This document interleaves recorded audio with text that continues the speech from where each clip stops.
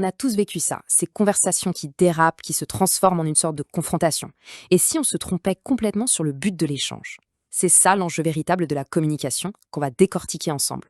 Alors, entrons tout de suite dans le vif du sujet avec cette question essentielle. Ça nous est tous déjà arrivé, non? Une discussion qui commence tranquillement et qui tout à coup s'envenime. On se retrouve sur un espèce de champ de bataille où le seul objectif, on dirait, c'est de planter son drapeau, de gagner. Mais au fond, est-ce que c'est vraiment ça qu'on cherche? En fait, cette impression de se battre, ça vient souvent d'une erreur de cible. On est persuadé de chercher une chose alors qu'en réalité nos besoins sont ailleurs, sans même qu'on s'en rende compte. C'est ce qu'on peut appeler l'illusion du débat. Alors, quand la tension monte, on a ce réflexe, presque ce mode survie qui s'active. On pense que ce qu'on cherche, c'est le conflit, la victoire.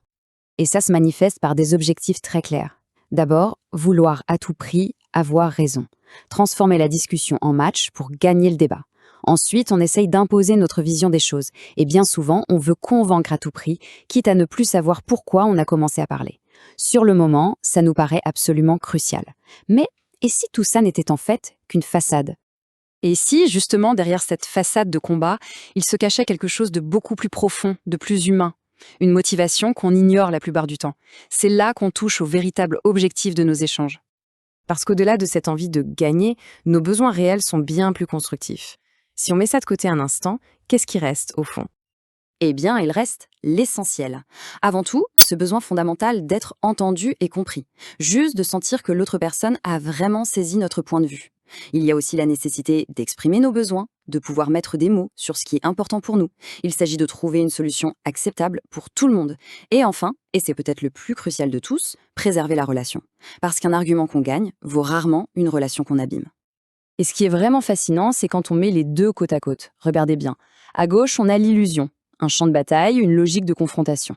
À droite, la réalité, une quête de connexion, de compréhension. Le contraste est saisissant, non? On passe d'un jeu à somme nulle, où il y a forcément un perdant, à une recherche de terrain d'entente. Et le point clé, il est là.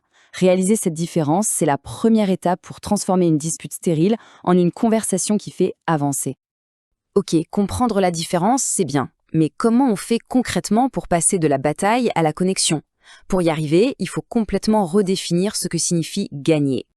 La victoire change alors complètement de sens. Gagner, ce n'est plus écraser l'autre. Non, la vraie victoire, c'est d'attendre une compréhension mutuelle. C'est un succès partagé où la relation sort plus forte de l'échange et non pas affaiblie. C'est quand tout le monde termine la conversation en se sentant respecté. Et tout ça est brillamment résumé par cette phrase. Elle est vraiment essentielle, écoutez bien. Notre besoin fondamental est d'être entendu, compris et respecté dans nos perspectives, même si elles diffèrent. Voilà, tout est dit. Le respect, même et surtout quand on n'est pas d'accord. Le but ultime, ce n'est donc pas de gagner l'argument, c'est de gagner en compréhension et de préserver ce lien qui nous unit. On va donc se quitter sur cette idée pour y réfléchir, et si la prochaine conversation, on ne la voyait pas comme un match à gagner ou à perdre, mais plutôt comme un pont à construire. C'est une question à garder en tête.